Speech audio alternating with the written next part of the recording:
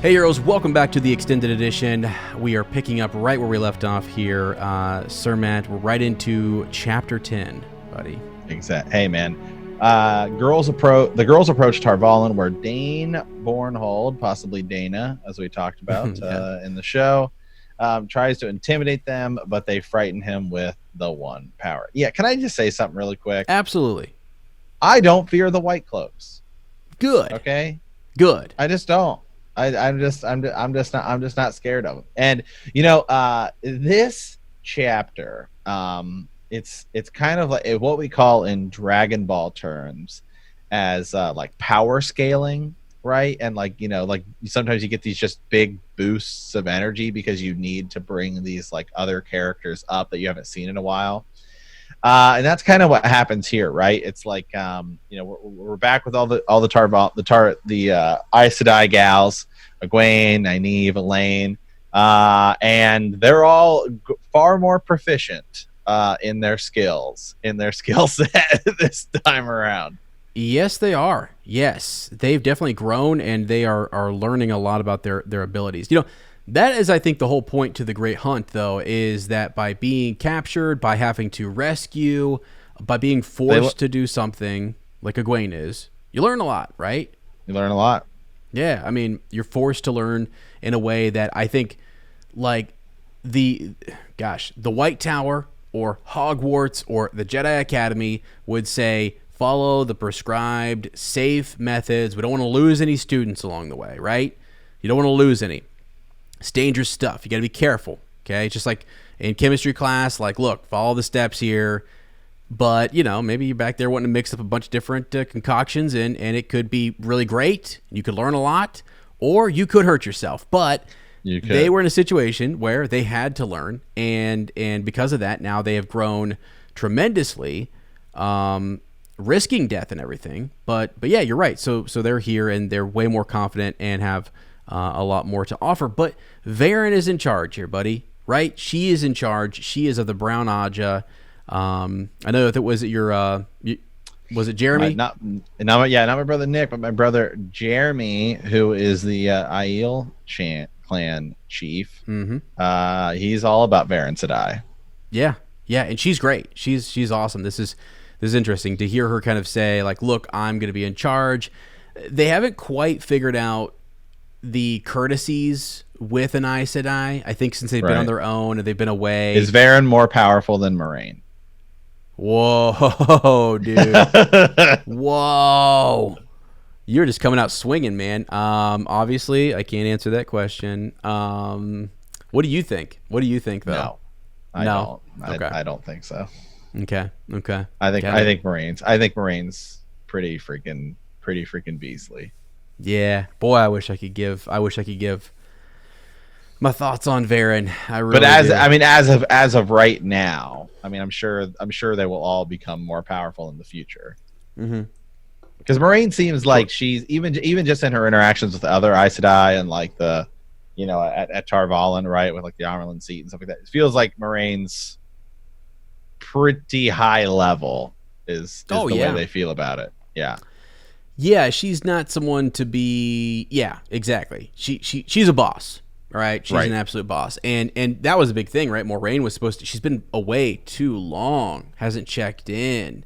There's structure. There's these things. There's customs. You need to check in. You can't just be out there doing your own thing. I kind of think about like a Jedi who hadn't checked in with the Council for a long time, but the Force was guiding him. Well, but hey, it's almost like the Council thinks, well, hey, you got to check in with us. You can't just let the Force guide you. What are you talking about? And it's like, no. That's actually how it's supposed to be, really. You should let the pattern guide you. You should try to follow that, whatever that is that's pulling you in that direction. So, Moraine's awesome. But Verin is in charge here, and really they're approaching Dragonmount. They see Dragonmount in the distance, and they know that Tarvalin is nearby. Tarvalin is right next to. They can see one another, and they're in that same region, occupy the same space, sort of. So Matt's in bad shape. Remember, we had Matt, and he had to get the dagger back. We were working towards that. He sounded the horn, baby. Sounded the horn. Yes. Gosh, that was cool. Such a cool moment for him. But But he's bad. He's bad off. And Nynaeve, being a former wisdom. He's on a stretcher. He's on, yes. And she knows, like, so days went by where he was maybe kind of dicing with Huron, and he was trying to keep it up. But now he's just down. He's down and out. And I think it's sort of, I think Verin mentions like he has hours. Not sure if he has days left. Yeah. And that really, I think by her saying that too, and knowing, kind of giving them a timeline, really pushed them to make the decision that they make in regards to the Whitecloaks, you know, and disobeying Verin. Because let's just cut right to it. That's what they do. Yeah. They intimidate with the one power. Now, they're not bound. The Aes Sedai have rules, okay? They're not supposed to use the one power against just, you know, men or whatever, right? They're not supposed to do that. They're not supposed to tell a lie. You're right. They can use the power against like Shadow Spawn and the Dark One, and working against his enemy and to defend their life. But let me just say this: I think that they, I think they, you know, it's like they use everything. They try to be diplomatic about it. As okay, hey, here's what we're doing. Okay. Oh, they don't. Okay. Well, the conversation goes a little the wrong way. Then they start to threaten them. Maybe we should ask you some questions. And then Elaine says, maybe you should have to answer to King Morghese. Yes. Okay. Yes. Yeah. Maybe you've heard of her. Okay. Right. Like, right. Yeah. Yeah. That actually should be, if they do something like that in the show, that should be a pretty funny moment where they almost sort of like, who do you think you are? You know, like exactly. Yeah. And then they're kind of like, they don't. Yeah. Like, yeah, right. Like, yeah, right. We're not going to answer the note. Yeah. Because they think they're above that.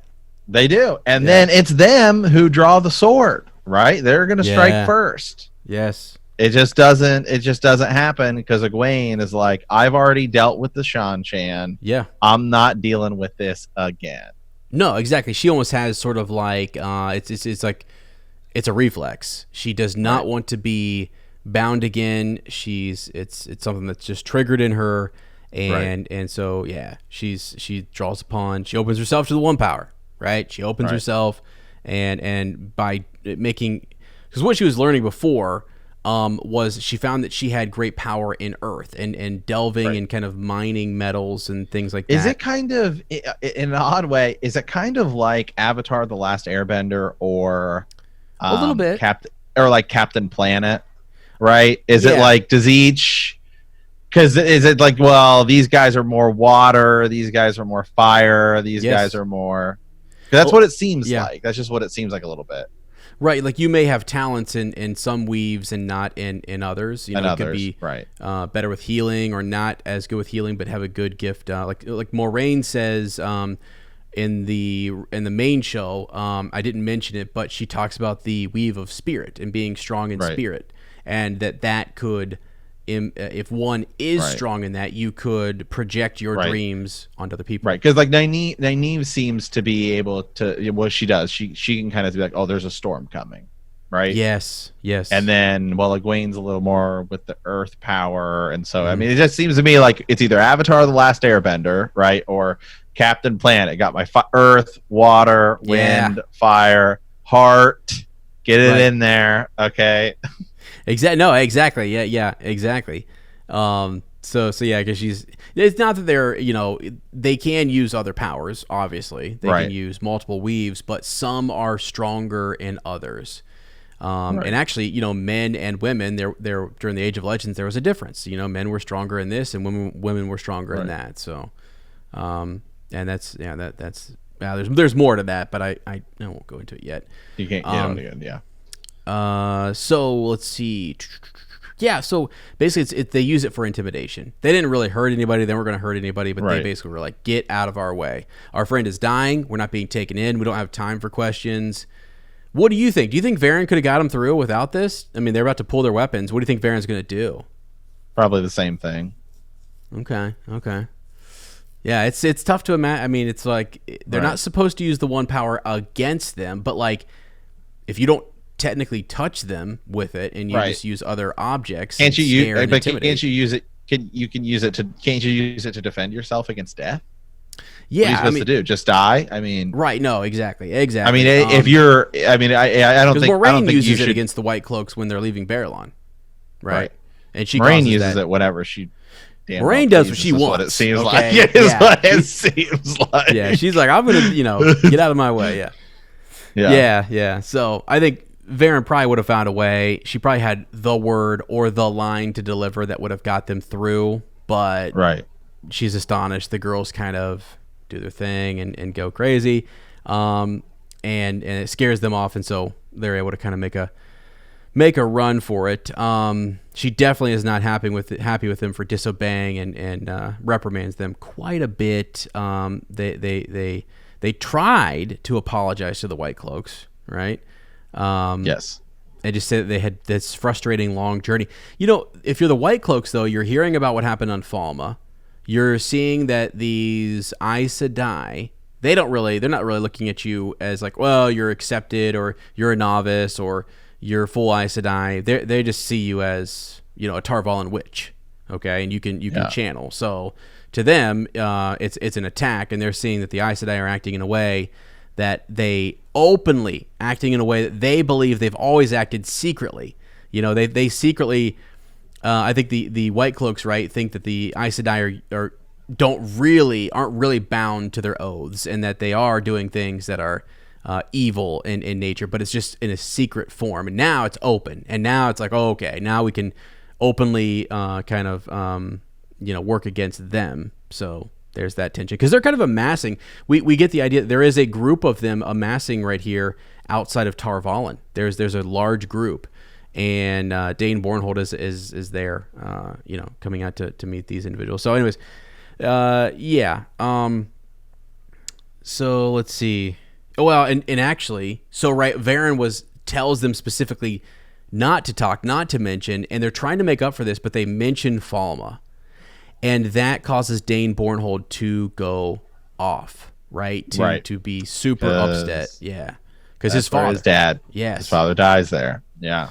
Yep, exactly. And so that really was not good, because now he's seeing, it actually kind of reaffirms what he's heard. You know what I mean?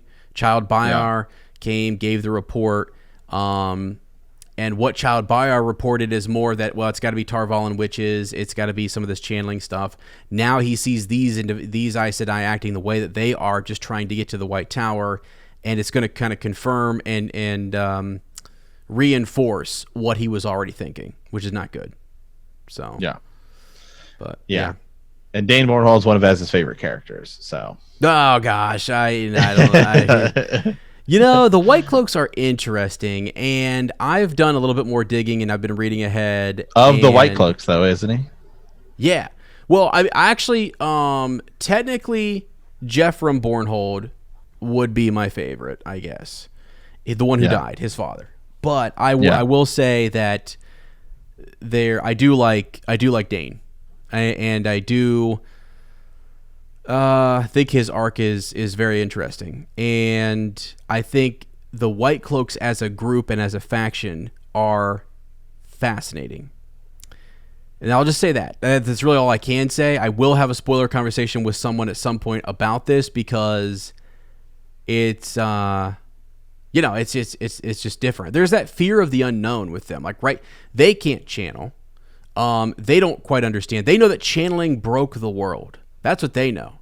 And they see ththese Tarvalin witches, okay, these Aes Sedai, who are backing Call them what they are. Call them what they are, right? And doing things kind of, pushing their agenda forward. And the problem, and the one thing that Verin Bornhold says a lot of is that there's this overzealousness, right? Like, it's one thing to fight for the light, but it's another thing to call everyone a dark friend who disagrees with you. And that's the problem, is that they've created a culture in the Children of the Light that is it's a super military. They're super kind of indoctrinated, and they have some real problems with their organization.